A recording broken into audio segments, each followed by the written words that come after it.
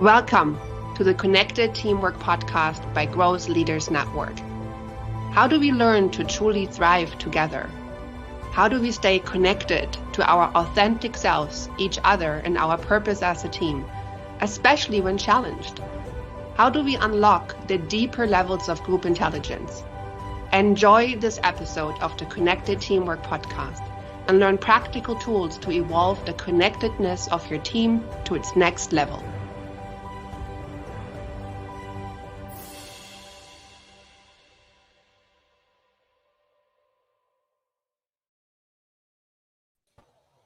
Welcome to the Connected Teamwork Podcast, and the topic of today's episode is feedback. And we're going to start with a brief check-in with 3 questions today. How are you feeling? What's your immediate response when someone tells you, I have some feedback for you? And what's your intention for today's podcast? So I'll start. I feel great. And I had a great weekend. My immediate response when someone tells you, I have some feedback for you is, I'd say typical response is like, become guarded. Later, I also noticed that I started developing more curiosity, like, interesting, kind of opening up for listening. So, but that's been work in progress. And my intention for today is to explore together with Hylke and Carson here, to explore together what feedback is, why it's important, and how we do this, how we take it, how we deliver it. With that, I'm in, and over to you, Hylke. Thank you, Olena, and welcome everyone who's listening. I'm feeling present and grateful, grounded. What I feel when somebody says to me, hey, I got some feedback for you, I notice in my mind, body kind of a contraction. And also surrounded by that, a sense of kindness within myself, like, it's okay. It's okay. And then when I stay with that a little longer, it's like, ooh, this is what I signed up for, didn't I? I signed up for this, always learning, always growing more into what and who I truly am. And my intention for this podcast today on feedback is to help each of us develop a more friendly relationship with feedback so we can become more skillful in it for ourselves and for each other. With that, I'm in. I pass it to you, Carson. Thank you, Hylke. Thank you, Olena. So first, how I'm feeling today. It's been kind of a frenetic day. Lots going on. Literally joined the call by the skin of my teeth. So I'm just excited to be here, and I'm very appreciative of my 2 very tolerant co-hosts here. But really optimistic and excited about this session. I will be completely frank that when I hear, I've got some feedback to share, there's this immediate feeling of gloom and dread. What's coming? What am I going to get hit with? Right.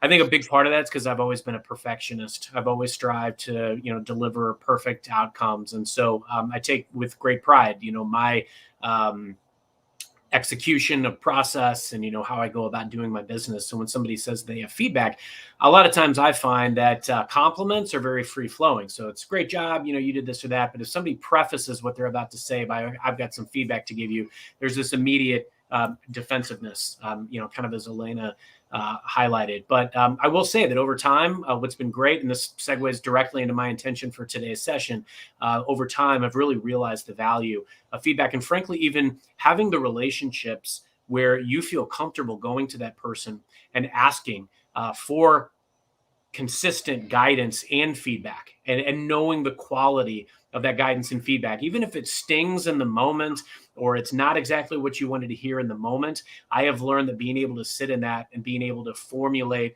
a path forward by assimilating these new tools or these new ideas into my process has just made me better. So I'm very grateful for where feedback that I've gotten over my career that's made me better.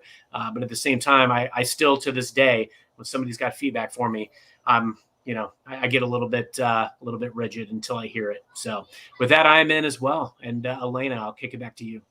Welcome, Carson. Welcome, Hylke. And as I was listening to Carson, a great start, by the way, of the topic, I was thinking of the question. So how do we develop that sort of attitude, right? When you mentioned, like, over the time I learned, to be grateful, right?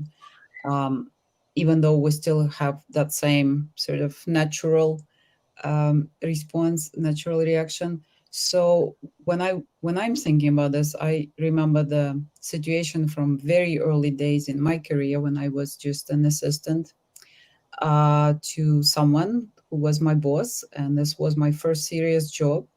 And I've done something, or to be honest, I didn't do something that I was supposed to do.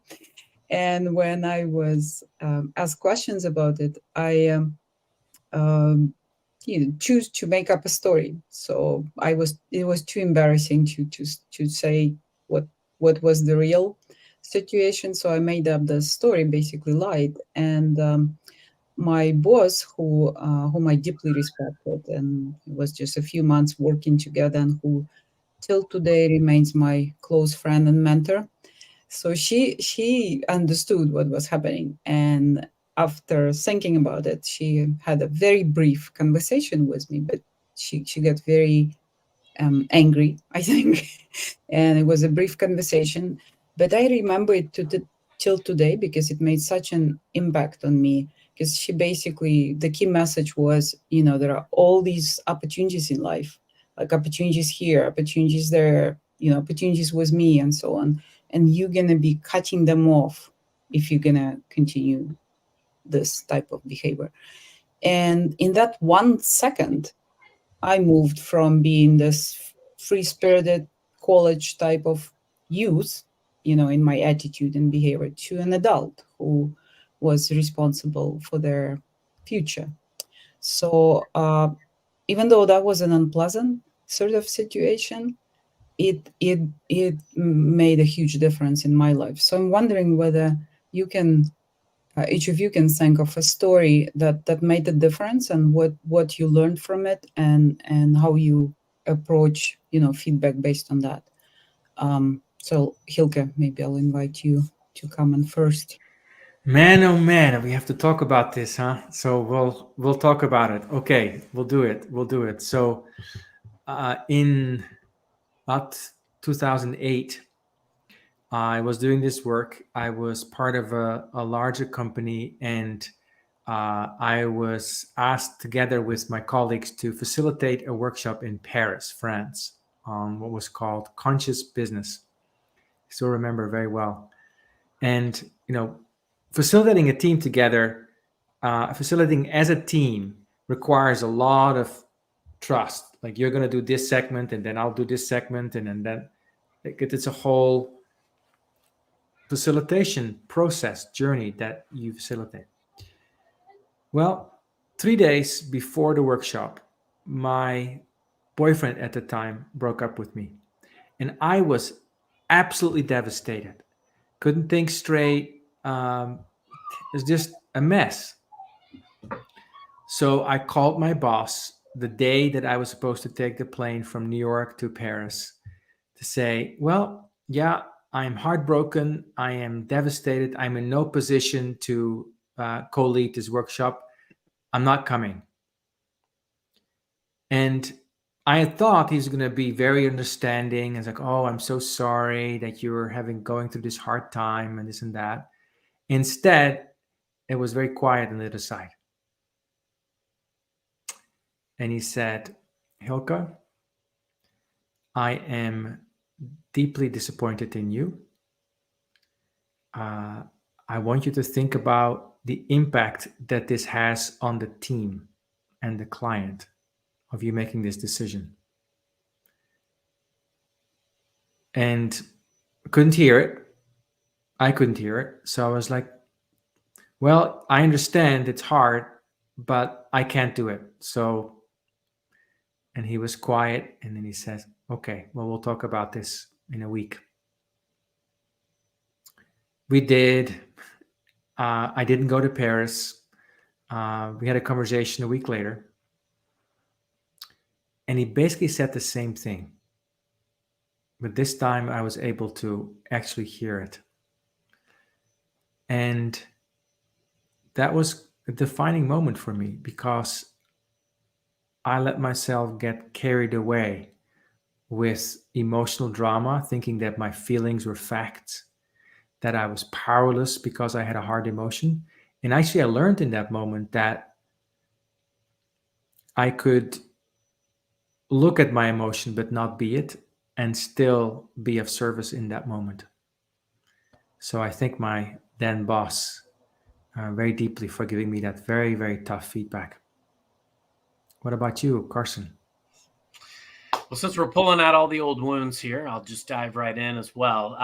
Yeah, this is a good one. It's, I think back, and there's been 4 key pillars of feedback that I've gotten throughout the years that have been really poignant at different points in my career. And I look back and I'm super grateful for them, even though they were very challenging at the time. In my early career, I was promoted very, very quickly. I didn't have a lot of mentors or training or leadership, and I had to learn a lot of stuff by doing.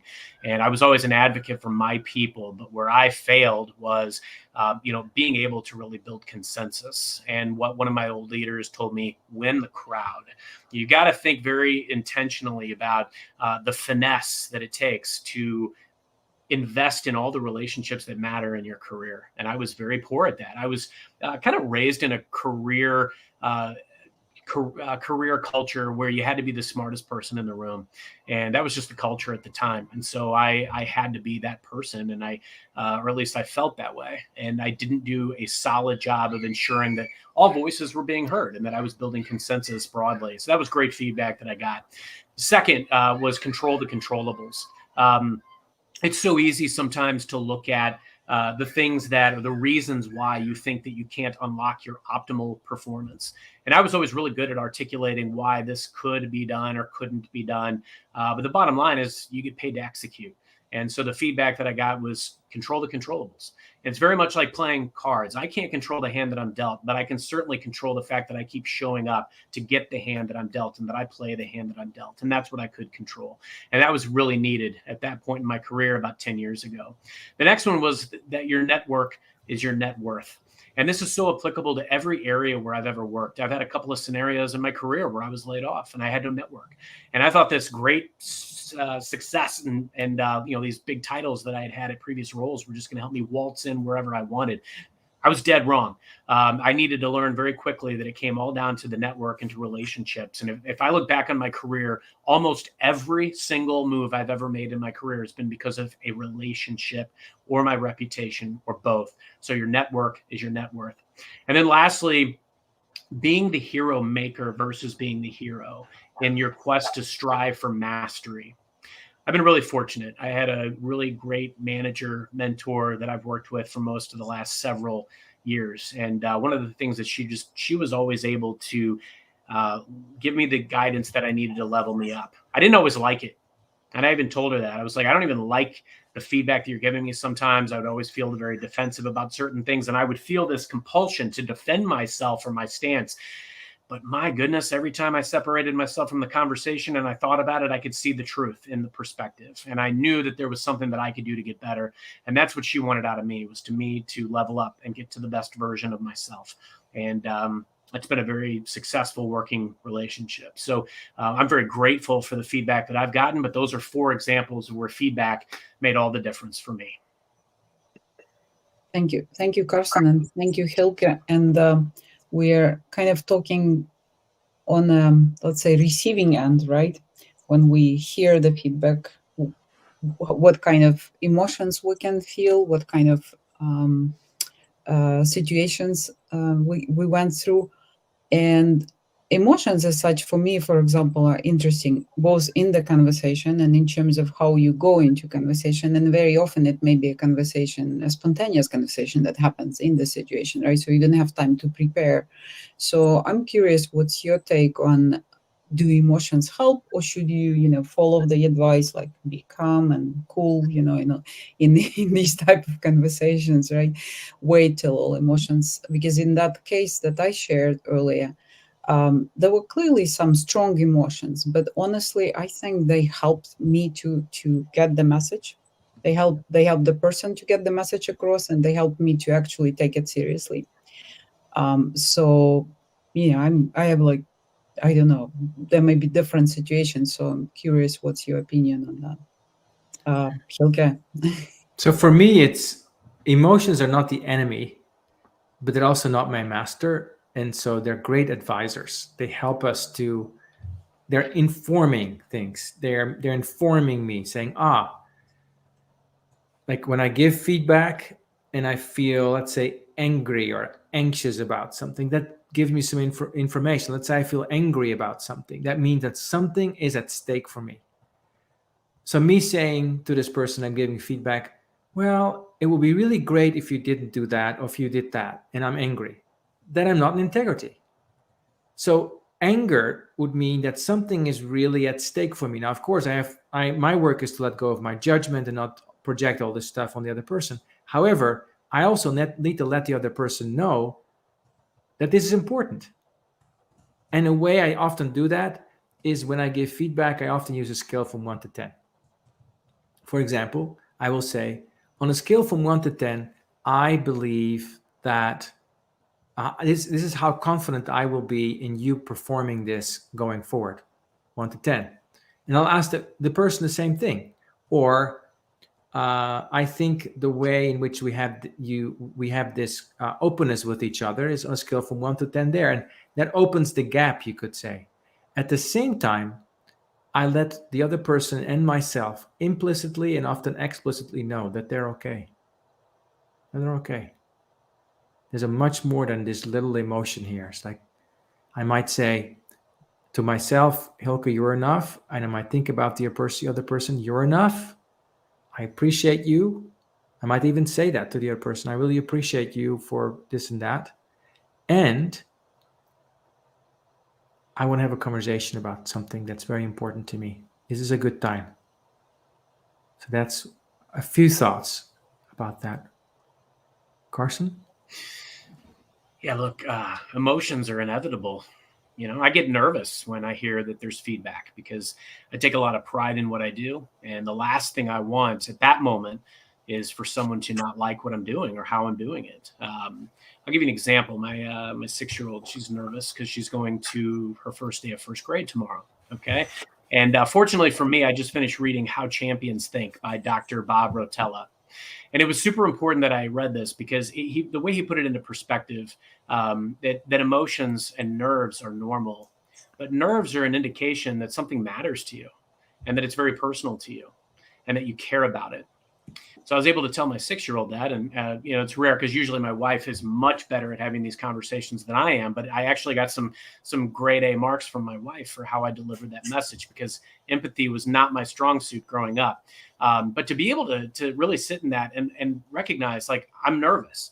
Why am I nervous about my boss pinging me that he wants to talk or that he wants to give me feedback or whatever the case may be? It's because I want what I'm doing to be a product of excellence. But you know what? If I think about it, is the person delivering that feedback also want the same thing? Yes, they want what I deliver to be a product of excellence as well. And the intent is to deliver valuable feedback that can make me better. And that's why these people are in the position that they're in, just like we as leaders are in the position that we're in. Giving feedback isn't always easy either, especially because you don't know how the person on the other side of the table takes it or is ready to receive it. Very similarly. And so I know we'll tackle that at a later time, but I think that's the key element is emotions are inevitable.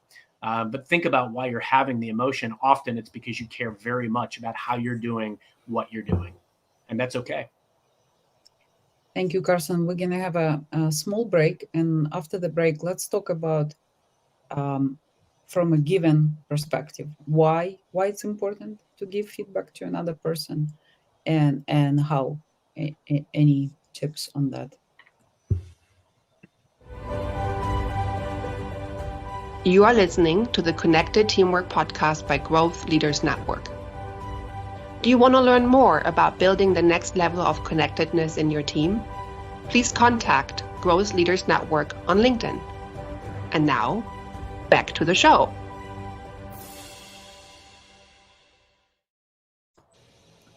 So why it's important to actually give feedback to another person if you're observing maybe a troubling behavior or a particular situation that has upset you, and how, right? And I'll share a few thoughts that come to mind. When I go into conversation, I'm asking myself a question: what's my true intent here, right? Why I'm doing this conversation? And by true intent, I mean kind of pure intent, kind of removing it from the ego-driven impulses, feeling hurt or wanting to have control over something or whatever. So you kind of have to work through the layers of that before you have that pure intention. And that pure intention usually, I want us to collaborate better. I want us to understand each other better, and I want us to grow together. Because to me, this feedback dialogue is really a dialogue, right? We're gonna learn something about each other in this conversation, even though it's me who initiates the feedback given, for example. And in terms of how well, I love simple models like SBI, situation, behavior, impact. When you talk about what you observe, in what situation and what kind of impact it made and why it matters, right? But there are, a bunch of other things around different models of feedback also. So I'll invite Hylke to comment. Yeah. Why give feedback? Well, to me, it relates to my values. And I think that is something that I would ask anybody. Like, how are you going to be in your values? And for me, my values are about truth and love and service. So when I see something around me that I see as there's an opportunity for it to improve, to enhance, or when I see something that's hurtful, or when I see something that's disrespectful, or something that's not working well, I feel to be in integrity with myself, to be speaking truth, that I have to say something. Now, I love what you said about the layers, Olena. This doesn't mean that I'm just going to be brutally honest and blurt it out, because then it's often my ego who's uncomfortable. That's like trying to control the situation. I take a moment. This is about how you give feedback, and ask myself, first of all, what judgments do I have? Because that's my brain is very good at judging. Okay, let go of these judgments. Now, if I really have the best interest at heart for myself and for the other person, what is it that needs saying? And I'm an instrument. It's not about me. I'm an instrument. What am I going to say to really come from that place, which to me is practicing truth and love together and being of service? So that's how I think about giving feedback. And I do give feedback in the moment. I also often sit with feedback for a little while. And I usually, when I'm quiet and inside, which doesn't mean that there's no anger, but I'm quiet and grounded in, you could say, presence, awareness. I'm here. And another litmus test for me is that I'm not in a space of manipulation, that I'm not thinking, I'm only going to feel okay if the other person now says, yes, that's great, and I'm going to do this differently. Because to me, it's very important in giving feedback that the other person knows that they have a choice. I am not the expert on the other person's life. However closely related I may be to them, that's their responsibility. This feedback is a gift that I give without any strings attached. Now, the last thing I'll say, and then I'll stop talking about this, is as a leader and manager, if somebody does not listen to the feedback, another thing comes to mind, which is like, now I need to hold accountable and say, on this team, let's say we need honesty. I see you being, I'm giving an example, a 3 of honesty, and this other person is content to stay at 3, then at some point I will have to call it and say, well, it looks like you like being at 3, or you choose to be at 3. Let me not add more stuff, that you just choose being at 3. This team needs to be at 10 or 9. I don't think we have a fit. and therefore I'm going to ask you to leave. So that's some of what comes to mind. Thank you. And Carson? Yeah, look, I think it's really important, especially from a leadership perspective, that we're setting the tone, that we're establishing a culture that's conducive to feedback sharing. It's important as leaders. I always try to make sure that the environment is conducive to giving feedback. I think it's important to ensure that giving feedback is a consistent practice as opposed to a one-time or an occasional event. We can't just show up and give feedback coming from an uninformed place. I wouldn't be qualified to give feedback to my team if I wasn't spending time with them, whether it's in the field or on calls. And I'm very fortunate because I've worked very hard to earn the right to be invited to the table when it comes to some of their activities and their meetings and when they conduct meetings, even if I'm just a fly on the wall and I'm observing so that I can give valuable feedback later. I've spent a lot of time investing in those relationships to earn the right to be there. The other element, too, is to really tie it to what matters to them. So you have to make sure that you understand what are their motivating forces. What do they want to do? Do they want to level up? Do they want to make more money? Do they want to move up in their career? All of these things, and being able to tie the feedback that you're giving into that, because ultimately when you're giving feedback, you're trying to influence change conceivably. You're trying to influence them and seeing a different way of doing things based on their current trajectory and what you may see as a gap in their process, or maybe something that they didn't think about, or something that helps them see around corners better based on your own personal experience. That's why we're in leadership roles. But we can't force change on them, and we can't force them to do things the way we necessarily think they should. They've earned the right to be in their role. And so it's not up to us to tell them how to do things, but it is up to us to make sure that we're giving positive, constant reinforcement. And so if I can tie a change that they could conceivably make in their process. And I always tell them often it's very small tweaks that they need to make to their process. I'm not asking you to make a drastic overhaul or even suggesting or recommending that. But if you think sometimes about maybe the finesse of how you're working with your team or working with customers, how you can, and frankly, how you can incorporate some of the great feedback I've been given in my career to build consensus and to earn the right to influence. Or if you think about the fact that maybe you didn't get the bonus you were hoping for. How can we be very intentional to build a case for what will get us there next year? So tying the feedback and the prescriptive advice that I'm giving back to what they've already stated their goals are. It makes it a lot more conducive of an environment to give that feedback. So I think it's create that culture and that conducive environment for feedback sharing. Make sure that you're tying it to what they care about, and just make sure that you're being respectful. Make sure that you're being actionable. Give them things that are specific. Don't be general.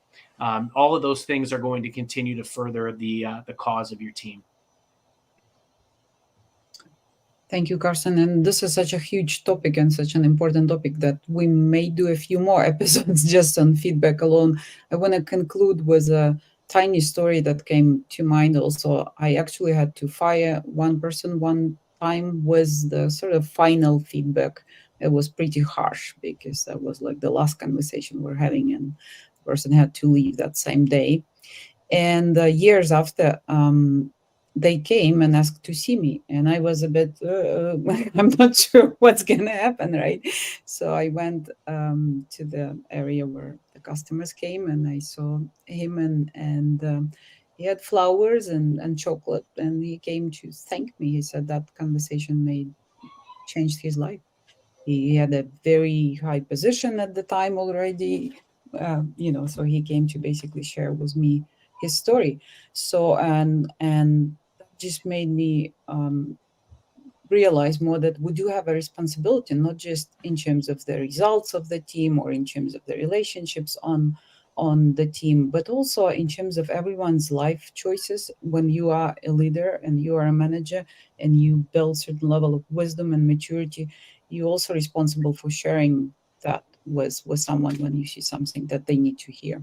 So I'm going to invite you to just say maybe one phrase, either a practical tip or advice or a tool that you recommend to try maybe next week to all listeners. And I guess I would start with the thought that for me, it's important when you go into any feedback conversation, be specific, as Carson pointed out, like be concrete, whether you praise a person or you want to give some corrective feedback or whatever.